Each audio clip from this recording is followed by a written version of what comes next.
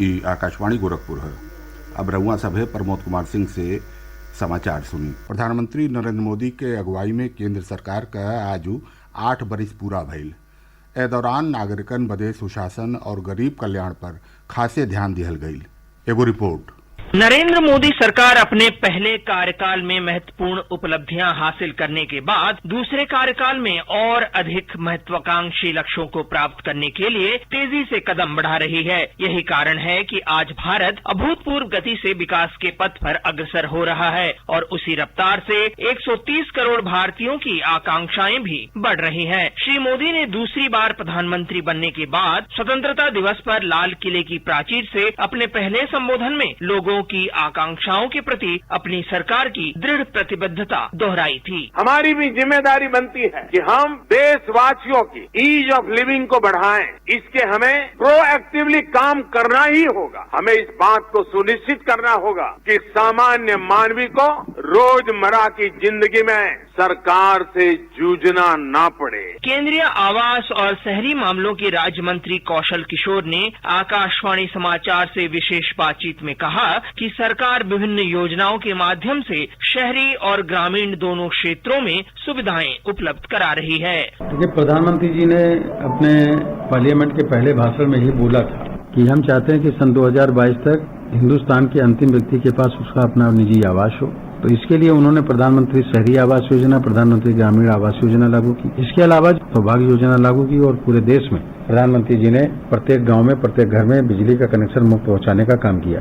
तो उज्ज्वला योजना लागू की, जिसके लिए इनके पास गैस सिलेंडर चूल्हे नहीं थे उनको देने का काम किया। पेयजल की व्यवस्था के तहत जल शक्ति मंत्रालय का गठन किया। 2024 तक सबके घरों में पानी पीने की व्यवस्था पाइपलाइन के द्वारा बिछा करके पहुंचा देने का काम किया जाएगा। मोदी सरकार ने अपने पहले कार्यकाल में भारत को विकास के पथ पर वापस लाने में मदद की। अब दूसरे कार्यकाल में यह विकास को गति प्रदान कर रही है। अनुपम मिश्र, आकाशवाणी समाचार, दिल्ली।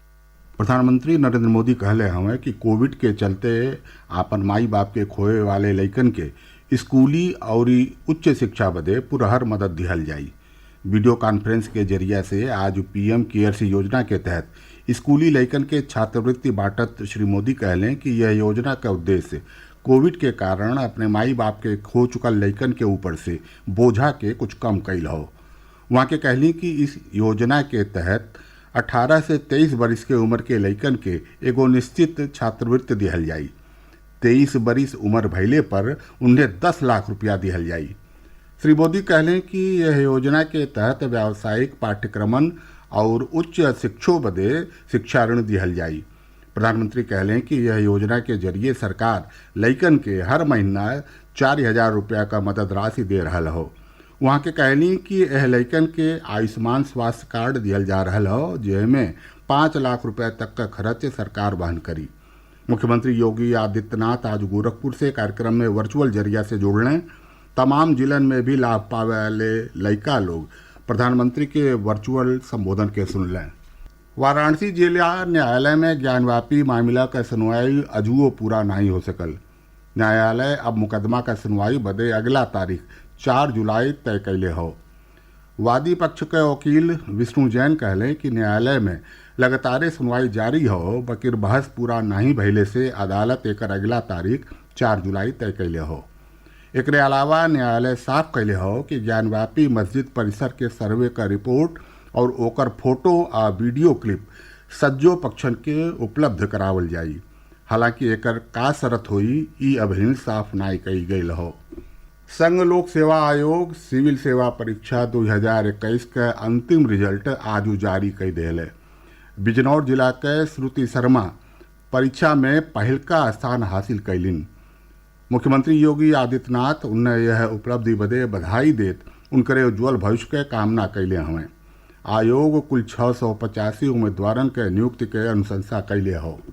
राष्ट्रीय लोकदल का अध्यक्ष जयंत चौधरी आज सपा रालोद गठबंधन के प्रत्याशी के रूप में राज्यसभा चुनाव बदे पर्चा दाखिल कैलें। लखनऊ में उनके पर्चा दाखिला के दौरान सपा अध्यक्ष अखिलेश यादव मौजूद रहने। एक साथे समाचार पूरा भइल।